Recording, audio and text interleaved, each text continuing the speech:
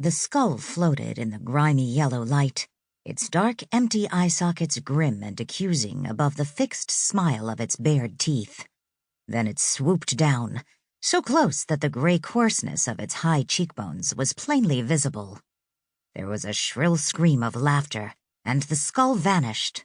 A wistful harlequin mask with red nose and large ruby lips and forlorn eyes accented with black arrows took its place, and as soon as this grotesque face vanished, an evil Svengali countenance came swooping from the shadows, hook-nosed, malevolent-eyed, and with a scraggy black beard on a pointed chin. It loomed there in the uncertain light, and the weird laughter came loudly again. Gale Garvis shrank back from the horror suspended above her, with piteous fears showing in her lovely blue eyes. Since she had come to this place of terror, she had changed from a bright, pretty 22-year-old girl athlete to a frightened, disheveled creature on the edge of a complete breakdown. Her long yellow hair was matted and dirty, and her pert oval face was smudged. Her chic green linen dress was torn in several places and begrimed. Staring up at the leering, bestial mask floating above her as she crouched on the floor in the corner of the small dressing room, she couldn't be sure whether this was a period of reality or another of her blackouts. Sometimes she had trouble determining which was which, and she was sure that was what they wanted. Not satisfied to have her merely a prisoner, they sought complete control of her mind and body. Clenching her fists, she fought to keep her thoughts rational. She was a prisoner of these people for no reason she understood, kept against her will in this deserted, cavernous old movie palace, tormented by the weird creatures hired to carry out the task of being her jailers.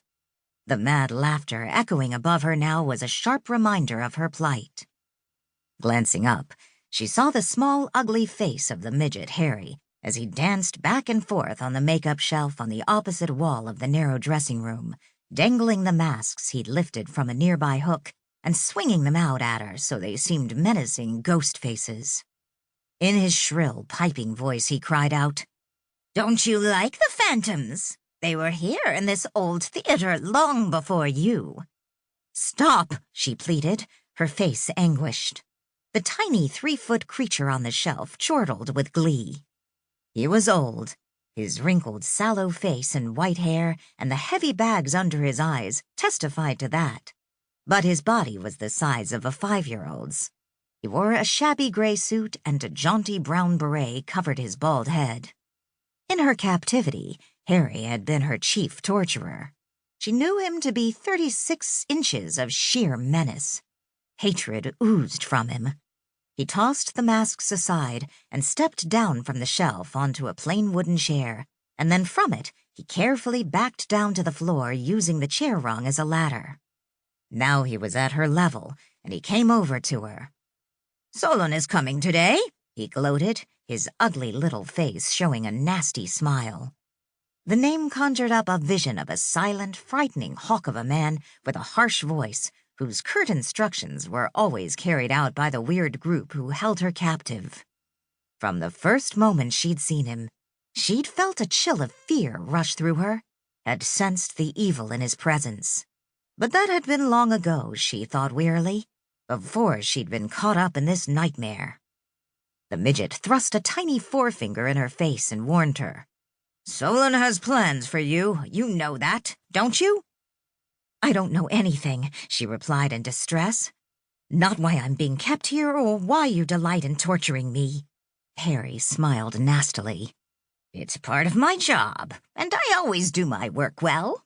When I was callboy here in this old theater, I was always prompt in knocking on the doors. 5 minutes, miss," I'd say, or "curtain going up." I was always on time, and now it's a ghost comes knocking on these doors. "I don't want to hear about it," she said, bowing her head, still crouching dejectedly on the floor.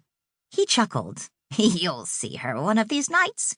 The ghost is bound to call on you, just as she's called on the rest of us." She raised her head and gave him a pleading look. "Why don't you let me escape?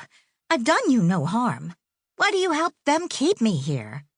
Harry's lined face showed a look of hate.